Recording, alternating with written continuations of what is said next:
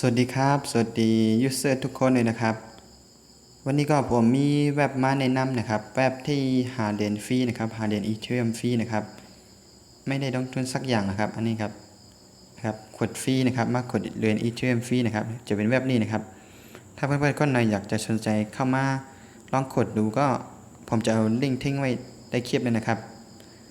วิธีการสมัครก็ไม่ยากนะครับแล้วก็ไปCopyกระเป๋าของเรากระเป๋าอีเธเรียมของเรานะครับมาใส่ที่นี่นะครับแล้วก็ที่นี่ก็ใส่เป็นรหัส4ตัวนะครับรหัสเป็นเด็กอะไรก็ได้นะที่เราจำง่ายๆนะครับแล้วก็กดที่นี่นะครับเดี๋ยวผมจะลองกดเข้าให้ดูนะครับ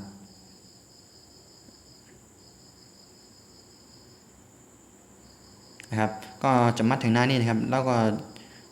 อันนี้ก็จะเป็นตอนนี้ผมได้อยู่เท่าไหร่เนี่ยก็มันจะโชว์ที่นี่นะครับผมตอนนี้ผมก็ได้อยู่ที่0.0001นะครับนี่ครับวันหนึ่งเราก็จะได้อยู่ที่ครับเท่านี้นะครับ0.003นะครับวันหนึ่งเราก็จะได้เท่านี้นะครับถ้าสมมติมาเพื่อนๆคนไหนอยากจะมาเข้ามาลงทุนก็ได้นะครับแล้วก็เลื่อนลงข้างล่างนะครับจะมีที่นี่ครับแต่มันลงทุนเยอะเกินไปนะครับไม่แนะนำให้นะครับแต่แนะนำให้กดฟรีไปก่อนนะครับความเสี่ยงสูงนะครับเนี่ยมันลงทุน20อีเธเรียมนะครับ20ครับก็จะได้วันละ 1.6อีเธเรียมนะครับอันนี้วันหนึ่งเราก็จะได้นะครับประมาณ10กว่าวันนะขึ้นทุนนะครับครับถ้าสมมติมาอยากจะลงทุนนะครับก็ลงมาข้างล่างนะครับก็กดที่ปลายฟอร์นะครับแต่ขุดฟรีดีกว่าครับเราก็จะไม่ได้เสียตังค์นะครับถ้าสนใจก็เข้ามากดดูนะครับ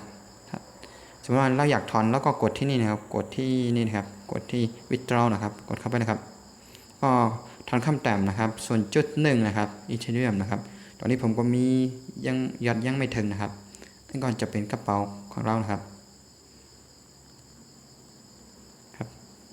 แล้วก็ประวัติการถอนก็ถ้าเราอยากจะเข้าไปดูก็เข้าไปดูที่นี่คลิกที่นี่ครับคลิกที่นี่นะครับก็ที่มีคนถอนไปนะครับที่นี่ครับเข้าไปนะครับเขายังจ่ายอยู่นะครับอันนี้นะครับ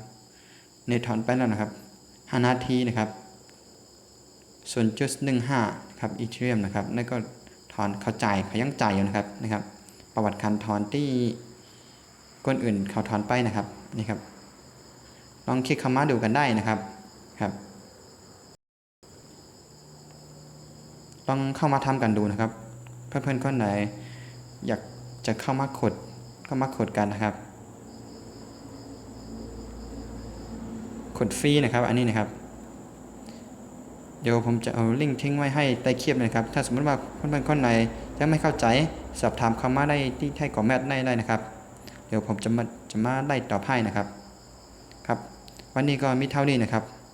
ขอบคุณครับขอตัวไลฟ์ไปก่อนนะครับเจอกันคลิปหน้านะครับสวัสดีครับ